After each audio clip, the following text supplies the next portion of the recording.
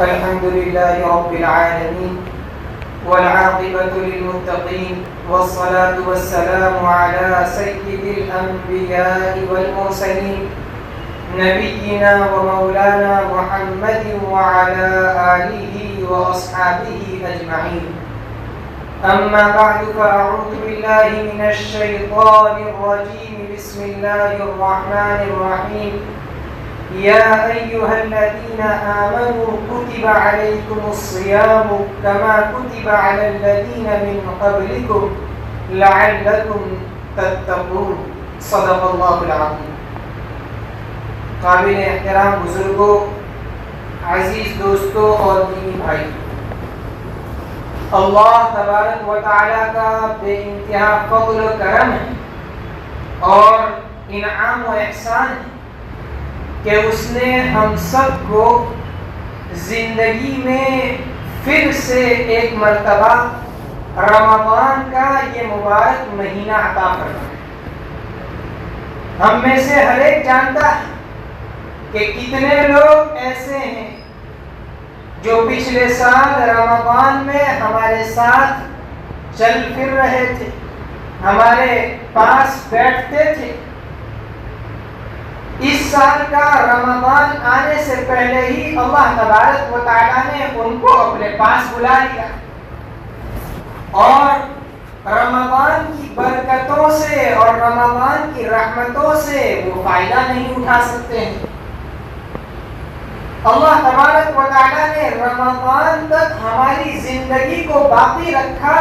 یہ اللہ تعالیٰ کی ایک بہت بڑی نعمت، اور پھر اس سے بڑی نعمت یہ کہ رمضان ہم کو صحت اور تندرستی کی حالت میں، صحیح سلامتی کی حالت میں عطا فرمایا. ورنہ بہت سے لوگ ایسے ہیں جن کو رمضان تو نصیب ہو گیا مگر وہ رمضان کی عبادتوں سے محروم ہیں، وہ روزوں سے محروم ہیں، وہ تراویح سے اور تلاوت قرآن سے محروم ہیں. کتنے ایسے ہیں جو بیمار ہیں، اسپتالوں میں ہیں، جو سجدے کرنا چاہتے ہیں مگر اس کے باوجود نہیں کر سکتے. اللہ تبارک و تعالیٰ نے رمضان بھی دیا اور رمضان میں صحت اور تندرستی بھی عطا فرمائی. گویا یہ سونے پر سہاگا. پھر اللہ تبارک و تعالیٰ نے رمضان کی ہر عبادت کو ہمارے لیے آسان بنایا. ویسے شریعت مطہرہ میں کوئی عمل ایسا نہیں جو مشکل ہو کہ ہم کیسے کریں، ہمارے لیے اس کا کرنا دشوار ہو. ایسا کوئی عمل نہیں. لا یکلف اللہ نفسا الا وسعها. کسی بھی انسان کو اللہ تبارک و تعالیٰ نے وسعت سے زیادہ کا، اس کی طاقت سے زیادہ کا مکلف بنایا ہی نہیں. جب بنایا ہی نہیں تو اللہ رب العزت نے ہمیں جو بھی حکم عطا فرمایا ہے وہ حکم ہمارے لیے آسان ہے. ابتدائی اسلام میں جب رمضان کے روزے فرض ہوئے سن 2 ہجری میں تو اس وقت بھی سخت گرمی کا موسم تھا، اور پھر مدینہ منورہ کی گرمی، جو وہاں پہنچے ہیں وہ جانتے ہیں کتنی سخت اور شدید گرمی ہوتی ہے. ایسے ماحول میں جب روزے فرض ہوئے تو اللہ تبارک و تعالیٰ نے اپنے کلام پاک میں ان روزوں کی فرضیت کا جو حکم دیا وہ اس انداز میں دیا کہ روزے رکھنے والوں کے لیے روزے کی عبادت بالکل آسان ہو. سب سے پہلے تو روزے داروں کو خطاب فرمایا یا ایھا الذین آمنوا. علماء نے لکھا ہے بڑا پیارا خطاب ہے، قرآن ہم سے پکار رہا ہے. ایک تو یہ کہ کسی بچے کو پکارا جائے اس کا نام لے کر کے کہ اے فلاں اے فلاں، اور ایک اس کو پکارا جائے اس کو پیار بھرے اور محبت بھرے انداز میں یہ کہا جائے میرے پیارے بچے. تو ظاہر ہے کہ اس میں شفقت اور رحمت جو ہوگی وہ اس بچے کو اس کی طرف کھینچ لائے. اللہ رب العزت نے بھی پیار بھرے انداز میں ہم سب کو پکارا ہے. یا ایھا الذین آمنوا، ایمان والوں کہہ کر کے پکارا.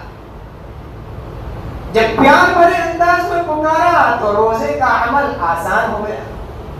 پھر آگے یہ فرمایا کتب علیکم الصیام کما کتب علی الذین من قبلکم، تم پر روزے فرض کیے گئے جیسا کہ تم سے پہلے لوگوں پر فرض کیے گئے. یہ اللہ تعالیٰ روزے کے عمل کو سخت گرمی میں روزہ آسان ہو جاوے اس لیے اللہ رب العزت ہمیں آسانی کے ساتھ خطاب کر رہے ہیں کہ ایسا نہیں کہ صرف تم پر فرض ہو. تم سے پہلے جتنی امتیں گزری ہیں تمام انبیاء کرام علیہم الصلوات والتسلیمات کی شریعت میں روزے فرض تھے. جب سب نے رکھے ہم بھی رکھ سکتے ہیں. جیسے فارسی کی کہاوت مرگ انبوہ جشن دیدہ، کہ ایک بڑی جماعت کا جنازہ نکلتا ہے تو وہ ایک جشن کی شکل اختیار کر لیتا ہے، بجائے غم کے خوشی کی شکل اختیار کر لیتا ہے. تو جب ایک عمل ایک کام سب کر رہے ہو تو پھر اس کا کرنا ہمارے لیے آسان ہو جائے. یہ روزے کے عمل کے متعلق بھی اللہ رب العزت اپنے کلام پاک میں یہی فرما رہے ہیں کہ یہ صرف تم پر نہیں بلکہ تم سے پہلے جتنی امتیں گزری ہے سب پر روزے فرض ہے، اس لیے تمہارے لیے ان روزوں کا رکھنا کوئی مشکل کام. پھر آگے روزے کا فائدہ بتایا. جب کسی چیز کا نفع اور فائدہ سامنے ہوتا ہے تو انسان کے لیے اس عمل کا کرنا، اس کام کا کرنا، اس کی خاطر محنت اور مشقت کا برداشت کرنا آسان ہو جاتا ہے. روزے کا سب سے بڑا فائدہ بتایا لعلکم تتقون، تاکہ تمہاری زندگی میں تقوی آ جائے، پرہیزگاری آ جائے. گناہوں سے بچنا یہ روزے کے ذریعے سے آسان ہو جاتا ہے. عام طور پر انسان گناہوں کی جانب، نافرمانیوں کی جانب جو چلتا ہے تو انسان کے دو بڑے دشمن ہیں جو اس کو اللہ کی ناراضگی والے کاموں کی طرف لے جاتے ہیں. ایک تو اس کا نفس ہے اور دوسرا شیطان ہے، جس کی وجہ سے انسان گناہ کر بیٹھتا ہے.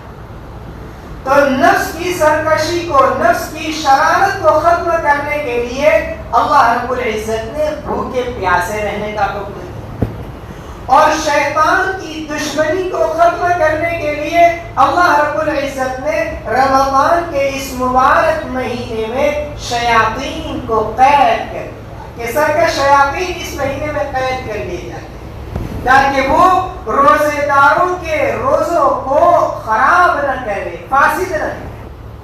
اللہ رب العزت کی جانب سے گویا کتنی عطایا، کتنی نوازش ہمارے لیے کی جا رہی ہے تاکہ ہم کسی طرح اللہ کو راضی کرنے والے کاموں میں ایک دوسرے سے آگے بڑھیں. اللہ کے حبیب جناب رسول اللہ صلی اللہ علیہ وسلم نے روزے کی اس اہم ترین عبادت کو ڈھال سے تشبیہ، الصوم جنۃ، کہ یہ روزہ ڈھال ہے. جیسے پہلے زمانے میں روبرو جنگ ہوتی تھی تو اس وقت دشمن کے حملے سے بچنے کے لیے لوہے کا ایک چوڑا ہتھیار رکھا ہے تاکہ دشمن کے وار سے بچ سکے. شیطان انسان کا دشمن ہے، اس کے حملے سے بچنے کے لیے اللہ رب العزت نے ہم کو روزہ دیا. جہنم کی آگ سے بچنے کے لیے ڈھال کے طور پر اللہ رب العزت نے ہمیں روزہ عطا کیا کہ ایک مہینہ گرمی اور پیاس برداشت کرنا اور محنت اور مشقت اٹھانا تاکہ اس کی برکت سے جہنم سے بچنا اور جنت کے راستے کی طرف آگے بڑھنا آسان ہو جائے. بخاری شریف میں روایت ہے، اللہ کے رسول صلی اللہ علیہ وسلم فرماتے ہیں جنت کے 8 دروازے ہیں، ان میں سے ایک دروازے کا نام ہے ریان.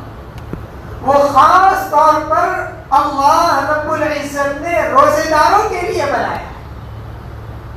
جب روزے دار اس میں داخل ہو جائیں گے تو وہ دروازہ بند کر دیا جائے.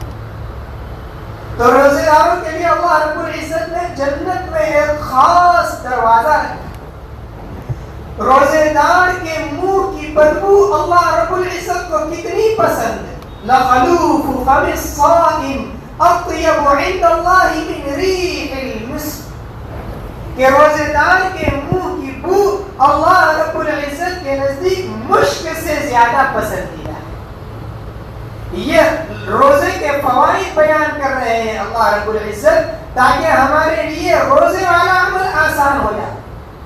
آگے پھر یہ بتایا ایام معدودہ. روزہ آسان ہے کیوں؟ کوئی سال بھر روزے نہیں رکھنا ہے. چند گنے چنے دن ہیں. 12 مہینوں میں سے ایک مہینہ روزہ رکھنا ہے. جب چند دن کے لیے ہیں، تھوڑے دن کے لیے ہیں، باقی دنوں کے لیے نہیں، تو پھر کیا مشکل ہے؟ پھر بھی ہو سکتا ہے کوئی بیمار ہو، کوئی مسافر ہو، اس کے لیے روزہ مشکل ہو، تو اللہ رب العزت نے آگے ان کے لیے بھی حکم دیا فَمَنْ كَانَ مِنْكُمْ مَرِيضًا أَوْ عَلَى سَفَرٍ فَعِدَّةٌ مِّنْ أَيَّامٍ أُخَرَ. کہ بیماری کی حالت میں ہے، ایسی بیماری سخت کہ جس کی وجہ سے روزہ رکھنے سے ہلاکت کا اندیشہ، تو پھر شریعت نے حکم دیا کہ اس دن روزہ نہ رکھے، بعد میں اس کی قضا کرے. سفر میں ایسا سفر ہے کہ جس کی وجہ سے روزہ رکھنا مشکل ہو جاتا ہے، منزل مقصود تک پہنچنا اس کے لیے دشوار ہو جاتا ہے، تو پھر شریعت نے آسانی پیدا کر دی کہ سفر میں روزہ نہ رکھا جائے، بعد میں رکھ لیا جائے. گویا اللہ رب العزت اس ماہ مبارک کو عطا فرما کر کے یرید اللہ بکم اليسر، ہر طرح کی آسانی ہمارے لیے پیدا کرنا چاہتے ہیں، کسی بھی طرح کی تنگی میں مبتلا کرنا نہیں چاہتے. ولا یرید بکم العسر. اس وجہ سے جب اللہ رب العزت کی جانب سے عطایا کا نزول ہو رہا ہے تو اب ہمارے لیے بھی ضروری ہے کہ ہم اس ماہ مبارک کی قدر کریں اور اس کی عبادتوں سے اور اس کی برکتوں اور رحمتوں سے فائدہ اٹھا لیں، تاکہ کہیں ایسا نہ ہو کہ ہمارا شمار بھی ان لوگوں میں سے ہو جاوے کہ جن کے متعلق حضرت جبریل علیہ السلام نے بددعا دی اور آقا صلی اللہ علیہ وسلم نے اس پر آمین فرمایا کہ جو رمضان کا مبارک مہینہ پاوے اور پھر بھی اس کی مغفرت نہ ہو، اس کی بخشش نہ ہو. اس وجہ سے اس مہینے کے ایک ایک لمحے کی قدر کرنا ہے، اس مہینے کے دنوں کی بھی قدر کرنا ہے، راتوں کی بھی قدر کرنا ہے، اور اس مبارک مہینے میں کوئی عمل ایسا نہ ہو جس کی وجہ سے ہمارا پروردگار ہم سے ناراض ہو جاوے اور ہم اس پروردگار کی بخشش سے دور ہو جاوے. اس کے متعلق ہم سب کو فکر کرنا چاہیے. اللہ رب العزت ہم سب کو اس ماہ مبارک کی قدر کرنے کی، اس میں روزوں کی، تراویح کی تلاوت کی اور ہر نیک عمل کی جانب ایک دوسرے سے آگے بڑھنے کی ہم سب کو توفیق نصیب فرمائے. آمین. وآخر دعوانا ان الحمد للہ رب